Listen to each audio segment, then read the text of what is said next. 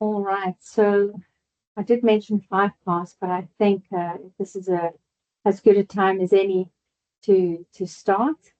And I'd like to welcome everyone to the first colloquium of the year, and um, and for all of you who have joined us online this afternoon. So welcome, and it is my pleasure to introduce our presenter, who's Adrian Wangerin, a psychologist, coach, and founder of the Berlin-based startup Gerty. And since he studies, he's focused on the intersection of psychology, digital spaces, and AI. And he's helped to build online therapy systems during the pandemic and later founded an online platform for men's mental health.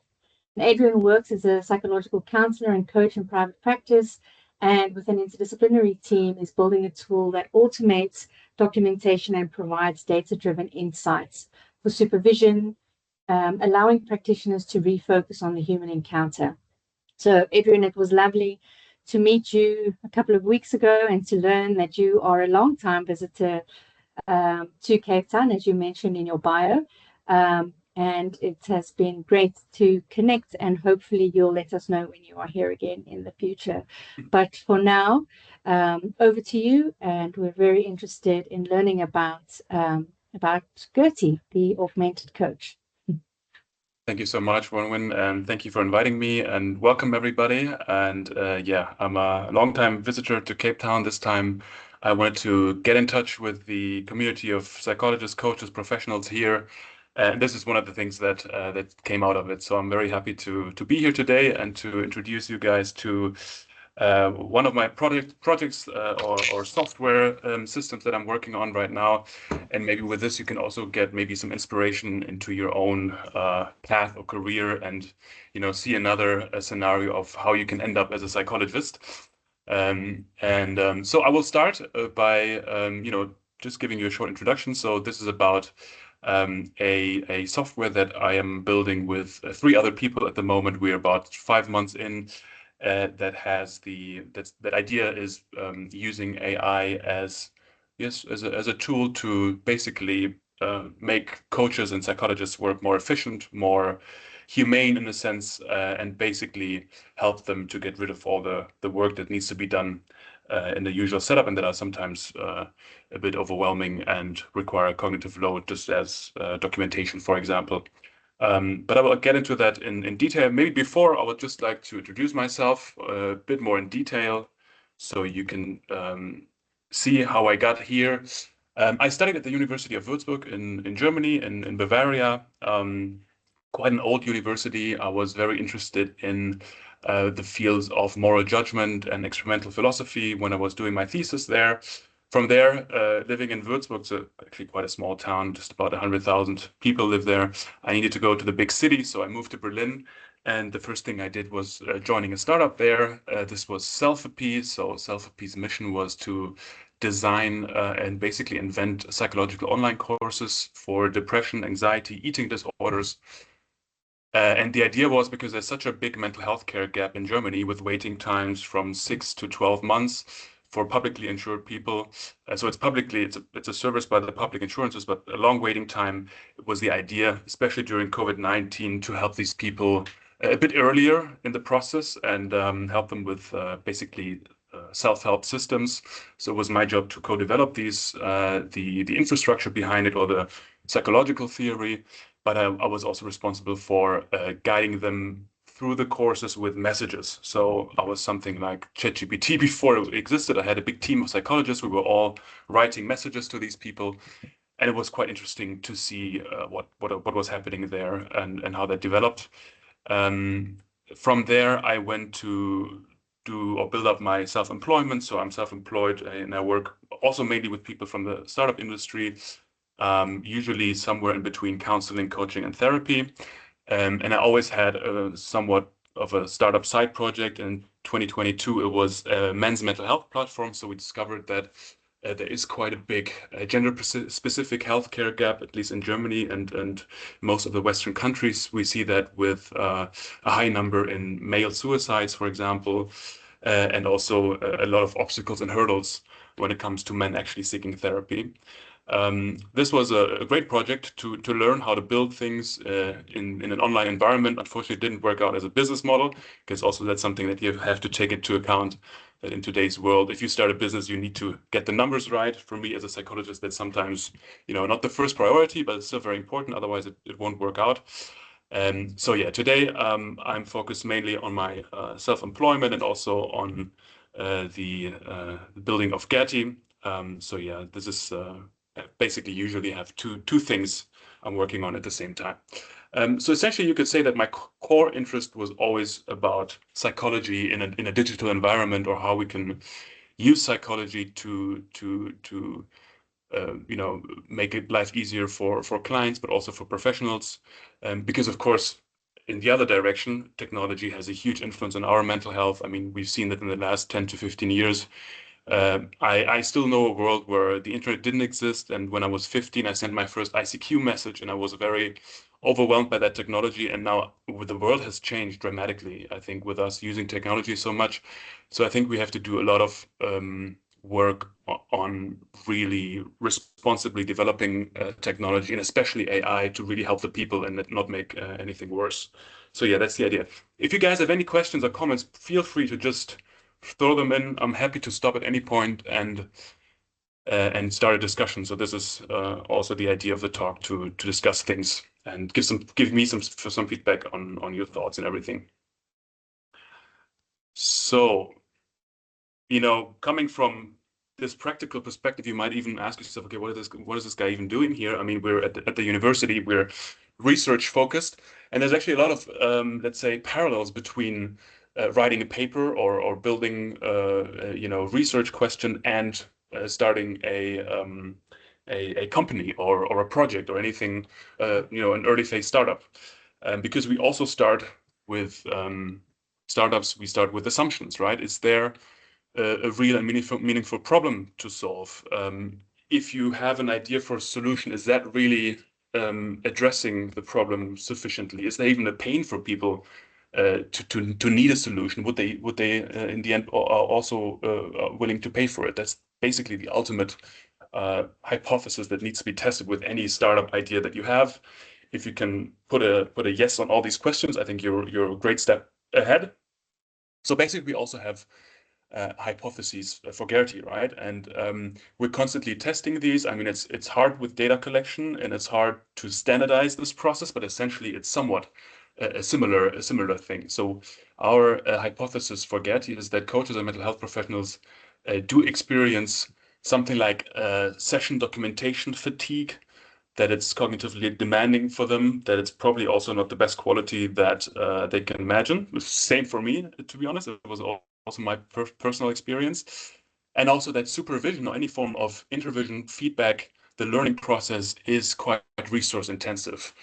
So I know that coaches, for example, they spend a lot of money on supervision and being supervised by, professionals or better coaches, even stars or people in the industry who are very well known. So they basically get some reputation off of that.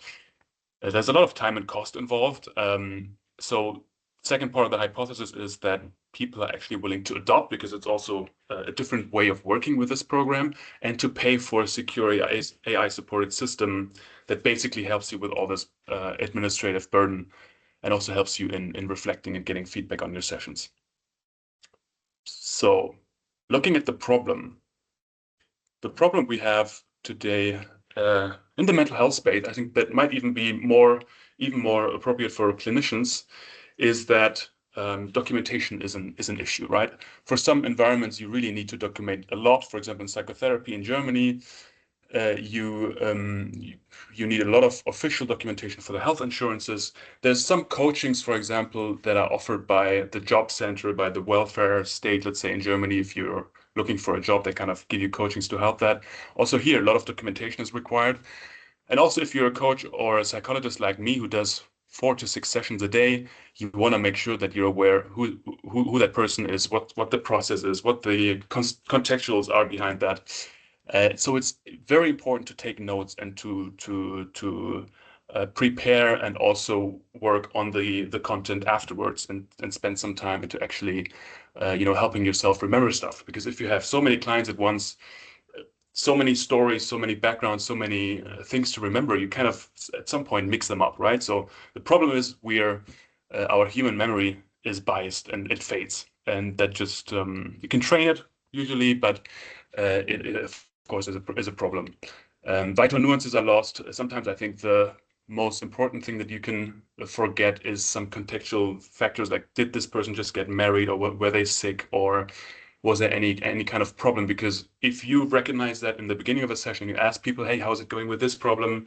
How is your wife holding up? You told me last time she was very sick. It's a nice opportunity to really bond with a client, and they will feel that like you're actually listening and kind of remembering important things of their lives. Yeah, so this is one part. This traditional dilemma of active listening versus accurate note-taking. Note-taking. My notes, to be honest, very bad. I usually just write down a couple of keywords, and then if I look at this just a week later, it's going to be hard for me to really see what was the context, what was the issue. So after a session, I would need to sit down for at least 10 minutes to figure out, okay, contextualize all the notes that I have to make sure that I remember that for the next one. Yeah, so this is let's say the core issue for some people. It's where some coaches, for example, also don't take notes. We've learned they let their clients take notes. There's also a smart thing. They sometimes use Miro boards. So on Miro, you can kind of create your own note block or even like a visual summary of everything, and the clients would take care of that themselves. So they take their own notes. And then the second point is supervision. Especially coaches spend a lot of time and money on supervision, and there's no real feedback to get, really, because everything that you talk about in the supervision, or let's say no direct, it's always indirect. It's always based on your recollection, on your summary of a case. So this is also a problem that we can solve in practice.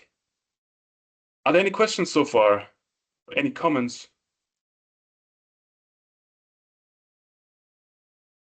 Okay, so let's continue. So the idea behind Gerty then was to use traditional language models, and I will get into that, with a quick definition. Don't ask me too deep tech stuff. That's not I'm not responsible for that, but I will definitely give you a little bit of a summary of what an LLM actually is. The idea behind Gerty is to have this system as an assistance for coaches and counselors. And also for psychologists, the idea is to test the technology first with coaches, which is somewhat more a unregulated market, at least in Germany.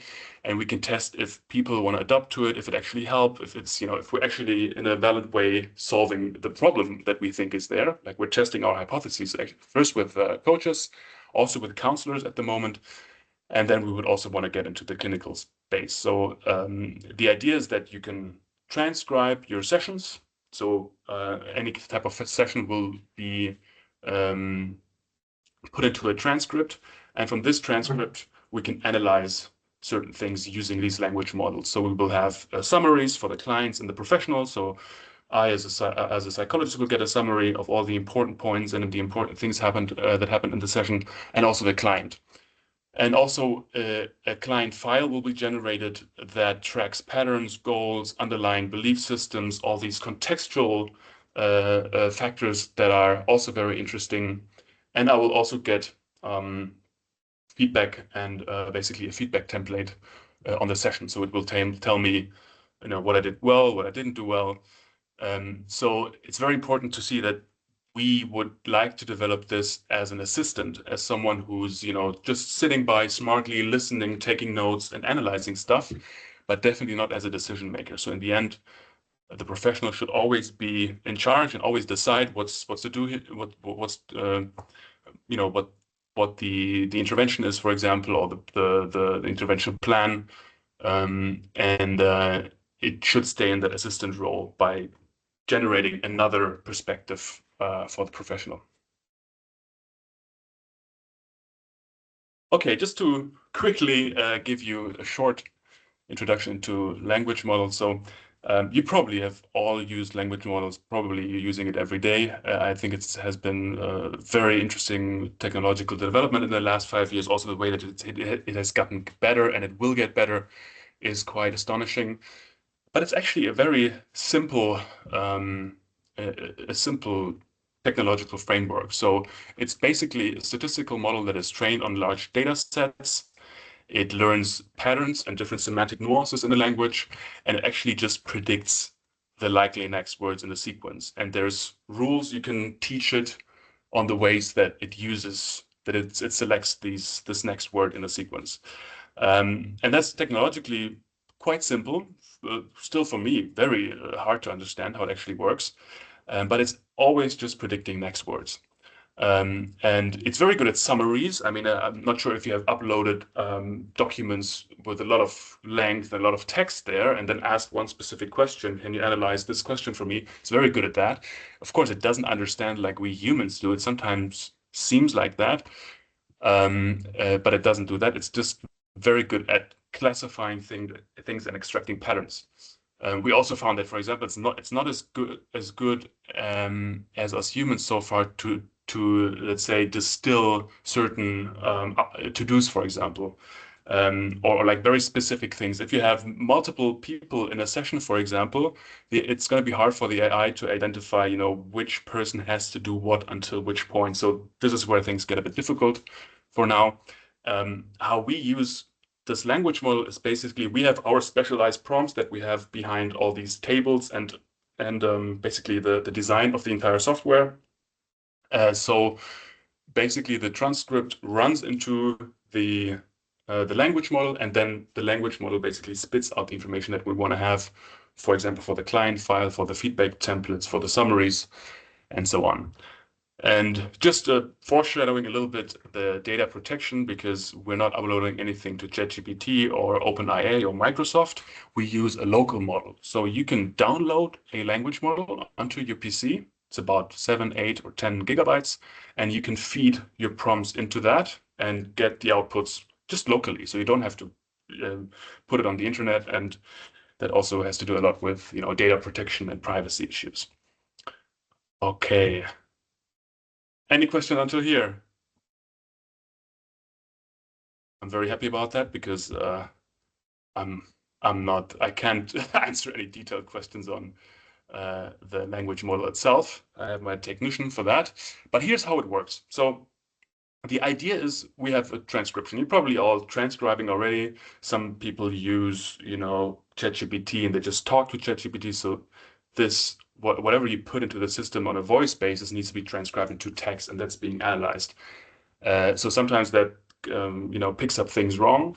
So the first thing is actually the audio quality needs to be great in order for that to work properly. So we've done a lot of work into finding the right setup and the right services to actually have a great transcript.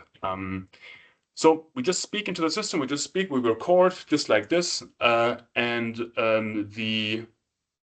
the system will basically already make text segmentation and diarization, which means it does know who's talking, person 1, person B, and it will also know or find out who's the counselor or the coach and who's the client. That's also very important, but it's automatically happening. Then basically this transcript, as I said before, goes into the LLM, and we get the outputs that we've defined before by the prompt that we've engineered. Now, especially in Germany, I don't know if you know the GDPR laws in Germany. It's very strict. People are a bit scared of data frauds and very interested in privacy. And I think it's a very useful case. And I think we really have to be aware of this kind of sensible data to be stored safely. So we use a European Union GDPR system where we save our large language model locally on a server in Sweden. So all the transcripts that